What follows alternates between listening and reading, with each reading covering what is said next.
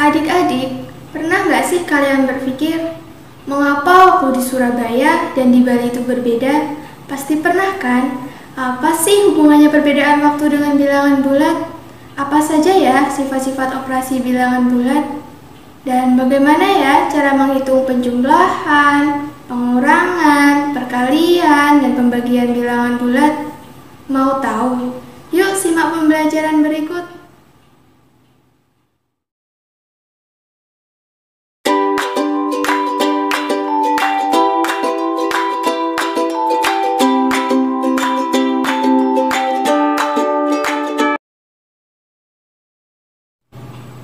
Assalamualaikum adik-adik, apa kabarnya hari ini? Semoga sehat selalu ya. Belajar matematika dengan kakak yuk. Kali ini Kak Lintang selaku fasilitator Laboratorium Multimedia Pembelajaran Fakultas Ilmu Tarbiyah dan Keguruan UIN Sunan Kalijaga akan mengajak kalian belajar matematika dengan tema bilangan bulat.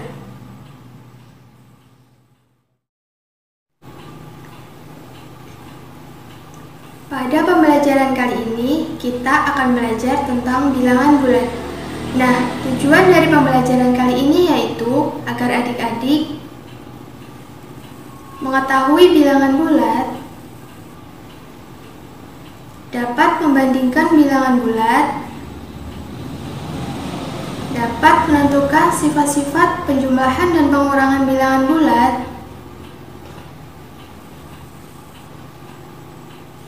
dapat menghitung penjumlahan dan pengurangan bilangan bulat,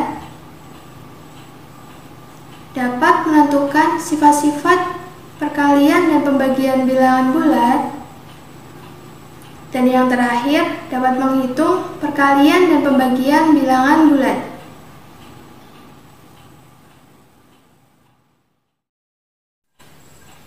Sekarang kita akan pergi jalan-jalan ke sebuah kota.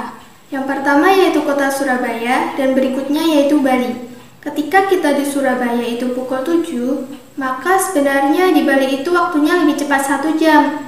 Sehingga di Bali itu sudah pukul 8. Itu menunjukkan adanya perbedaan waktu. Nah, sekarang kita akan pergi ke Arab Saudi dan Surabaya. Ketika di Arab Saudi itu pukul 3 pagi, maka sebenarnya di Surabaya itu sudah pukul 7 pagi. Selisih waktunya yaitu 4 jam. Kenapa ada perbedaan waktu? Dan kenapa sih perbedaan waktunya itu 4 jam bukan 1 jam? Berdasarkan Greenwich Time, hal itu terjadi karena adanya pembagian waktu di dunia ini. Kalau kita lihat di peta dunia, Indonesia atau Surabaya itu terletak di titik setuju dari titik 0 atau patokannya, yaitu di kota Greenwich, Inggris. Dan dapat kita lihat juga bahwa jika patokan atau titik 0 itu bergeser ke kanan, maka waktunya akan bertambah 1 jam, dan seterusnya. Nah, negara Arab Saudi itu berada di titik +3 dari 0. Sedangkan Surabaya atau Indonesia itu berada di titik +7 dari 0. Jadi, benar bahwa selisih waktu antara Arab Saudi dan Surabaya itu adalah 4 jam. Dan kalau kita amati, garis waktu itu merupakan garis bilangan. Adik-adik, kalian tahu nggak sih apa itu bilangan bulat? Nah, betul. Bilangan bulat adalah bilangan-bilangan yang terdiri dari bilangan positif, bilangan negatif, dan bilangan 0. Pada garis bilangan, 0 merupakan patokan. Semakin ke kanan, maka bilangan akan semakin bertambah besar, dan sebaliknya. Jika semakin ke kiri, maka bilangan akan semakin kecil. Bilangan bulat itu dibagi menjadi 3. Yang pertama yaitu bilangan positif, yang kedua yaitu bilangan negatif, dan yang ketiga yaitu angka 0. Berdasarkan garis bilangan, dapat kita peroleh bahwa yang pertama, semakin ke kanan, maka bilangan akan semakin besar. Dan sebaliknya, semakin ke kiri, maka bilangan akan semakin kecil. Dan yang kedua, bilangan yang berada di sebelah kanannya pasti lebih besar daripada bilangan yang berada di sebelah kirinya. Dan sebaliknya, bilangan yang berada di sebelah kirinya pasti lebih kecil daripada bilangan yang berada di sebelah kanannya. Membandingkan bilangan bulat, lambang yang di sebelah kiri dibaca lebih besar dari atau lebih dari, dan lambang yang di sebelah kanan dibaca lebih kecil dari atau kurang dari. Untuk mempermudah menghafalkan lambang tersebut, saya akan tambahkan garis pada setiap bagian kanan lambang. Untuk lambang lebih dari akan seperti huruf B, yaitu besar, dan untuk lambang yang kurang dari akan seperti huruf K, yaitu kecil. Contoh soal. Yang pertama, 4.7. 4 lebih kecil atau lebih besar dari 7? Ya, 4 merupakan lebih kecil dari 7, maka tandanya kurang dari. Yang kedua, 1.-3. 1 lebih besar atau lebih kecil dari min 3?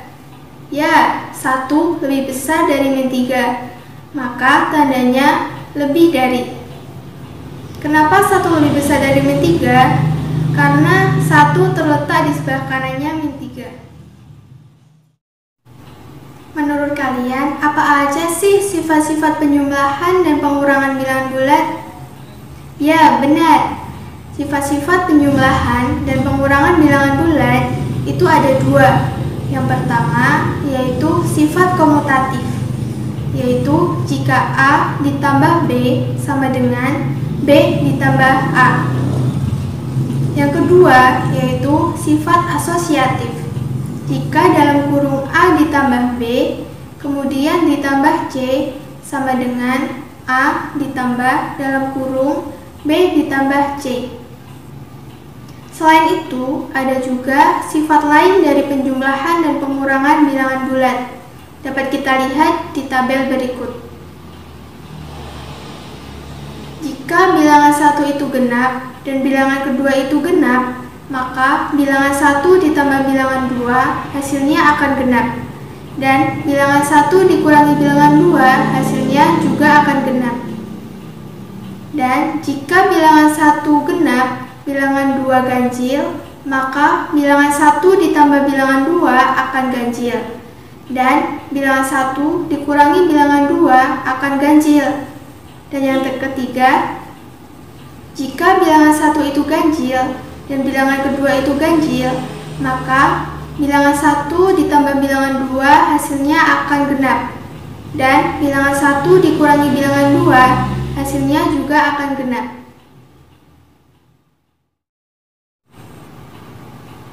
Adik-adik, sekarang kita akan coba untuk menghitung penjumlahan dan pengurangan bilangan bulat ya. Soal yang pertama yaitu 3 ditambah 8 sama dengan. Untuk menghitung soal itu, terlebih dahulu kita amati garis bilangan tersebut. Titik awal yaitu di angka 3, dan karena ditambah 8, maka dari 3 kita melangkah ke kanan sebanyak 8 langkah, dan hasil akhirnya yaitu 11. Soal yang kedua yaitu 3 di min 7 sama dengan titik-titik. Untuk menghitung tersebut sama seperti soal nomor 1, terlebih dahulu kita amati garis bilangan tersebut, yaitu titik awal berada di angka 3, karena dikurangi 7, maka dari 3 kita melangkah ke kiri sebanyak 7 langkah, dan hasil akhirnya yaitu negatif 4. Soal yang ketiga yaitu hitung penjumlahan berikut dengan sifat asosiatif jika diketahui A sama dengan 3, B sama dengan 1, dan C sama dengan negatif 2. Jawab. Rumus sifat asosiatif yaitu dalam kurung A plus B ditambah C sama dengan A ditambah dalam kurung B plus C, yaitu kita masukkan angkanya dalam kurung 3 plus 1 ditambah negatif 2 sama dengan 3 ditambah dalam kurung 1 ditambah negatif 2. Hasilnya yaitu 2. Adik-adik, selain sifat-sifat penjumlahan dan pengurangan bilangan bulat, ada juga sifat-sifat perkalian dan pembagian bilangan bulat. Untuk yang pertama yaitu sifat perkalian. Jika bilangan positif dikali bilangan positif, maka hasilnya akan bilangan positif. Jika bilangan positif dikali bilangan negatif, maka hasilnya akan bilangan negatif. Jika bilangan negatif dikali bilangan positif, maka hasilnya akan bilangan negatif. Dan yang terakhir, jika bilangan negatif dikali bilangan negatif, maka hasilnya adalah bilangan positif. Sifat yang lainnya yaitu yang pertama, sifat komutatif. Jika A dikali B sama dengan B dikali A.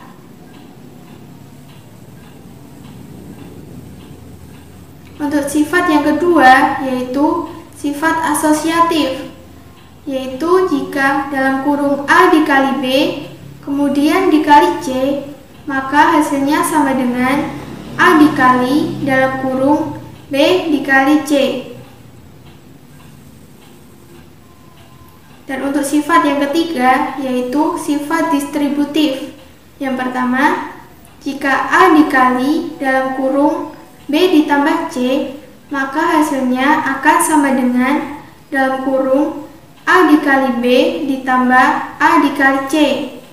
Dan yang kedua, jika A dikali dalam kurung B dikurangi C, maka hasilnya akan sama dengan dalam kurung A dikali B dikurangi dalam kurung A dikali C. Dan yang kedua yaitu sifat pembagian. Jika bilangan positif dibagi bilangan positif, maka hasil akhirnya yaitu bilangan positif. Jika bilangan positif dibagi bilangan negatif, maka hasil akhirnya yaitu bilangan negatif. Jika bilangan negatif dibagi bilangan positif, maka hasilnya adalah bilangan negatif. Dan yang terakhir, jika bilangan negatif dibagi bilangan negatif, maka hasilnya adalah bilangan positif. Adik-adik, sekarang kita coba untuk menghitung perkalian dan pembagian ya. Yang pertama yaitu perkalian. Yang A, 5 kali 3 sama dengan titik-titik. 5 merupakan bilangan positif dan 3 merupakan bilangan positif, maka hasil akhirnya akan bilangan positif. Jadi, 5 dikali 3 sama dengan 15. Yang B, 3 dikali negatif 2 sama dengan titik-titik. 3 merupakan bilangan positif dan negatif 2 merupakan bilangan negatif, maka hasil akhirnya akan bilangan negatif. Jadi, 3 dikali negatif 2 sama dengan negatif 6. Yang C, negatif 5 dikali negatif 4 sama dengan titik-titik. Negatif 5 merupakan bilangan negatif dan negatif 4 merupakan bilangan negatif, maka hasil akhirnya akan bilangan positif. Jadi, negatif 5 dikali negatif 4 sama dengan 20. Yang D, 5 dikali negatif 3 dikali negatif 3 sama dengan titik-titik. 5 merupakan bilangan positif, negatif 3 merupakan bilangan negatif, dan negatif 3 merupakan bilangan negatif, maka hasil akhirnya akan bilangan positif. Jadi, 5 dikali negatif 3 dikali negatif 3 sama dengan 45. Yang kedua yaitu pembagian. Yang A, 35 dibagi 7 sama dengan titik-titik. 35 merupakan bilangan positif dan 7 merupakan bilangan positif, maka nanti hasil akhirnya akan bilangan positif. Jadi, 35 dibagi 7 sama dengan 5. Yang B, negatif 40 dibagi 5 sama dengan titik-titik. Negatif 40 merupakan bilangan negatif dan 5 merupakan bilangan positif, maka hasilnya akan bilangan negatif. Jadi, negatif 40 dibagi 5 sama dengan negatif 8. Yang C, negatif 54 dibagi negatif 3 sama dengan titik-titik. Negatif 54 merupakan bilangan negatif dan negatif 3 merupakan bilangan negatif, maka hasil akhirnya adalah bilangan positif. Jadi, negatif 54 dibagi negatif 3 sama dengan 18. Yang D, negatif 105 dibagi negatif 5 dibagi negatif 5 sama dengan titik-titik. Negatif 105 merupakan bilangan negatif, negatif 5 merupakan bilangan negatif, dan negatif 3 merupakan bilangan negatif, maka hasil akhirnya akan bilangan negatif. Jadi, negatif 105 dibagi negatif 5 dibagi negatif 3 sama dengan negatif 7. Soal nomor 3, 9 dikali dalam kurung 2 kali negatif 12 sama dengan, kita jumlahkan dulu yang di dalam kurung, jadi 9 dikali negatif 24 sama dengan negatif 216. Yang nomor 4, negatif 12 dikali dalam kurung 8 ditambah negatif 19 sama dengan negatif 12 dikali negatif 11 sama dengan 132. Nomor 5, dalam kurung negatif 7 dikali negatif 15 dibagi dalam kurung 5 ditambah negatif 25 sama dengan, kita kerjakan dulu yang di dalam kurung, jadi 105 dibagi negatif 21 sama dengan negatif 5. Adik-adik, seru kan pembelajaran kali ini? Kita sudah banyak belajar mengenai apa itu bilangan bulat, penjumlahan dan pengurangan bilangan bulat, serta perkalian dan pembagian bilangan bulat. Kakak harap pembelajaran kali ini dapat kalian terapkan dalam kehidupan sehari-hari ya. Nah, itu tadi materi matematika tentang bilangan bulat. Kakak harap kalian dapat memahaminya ya. Jika belum, silakan putar ulang pembelajaran kali ini. Cukup sekian perjumpaan kita kali ini. Jaga semangat belajar ya. Wassalamualaikum warahmatullahi wabarakatuh. See you next time.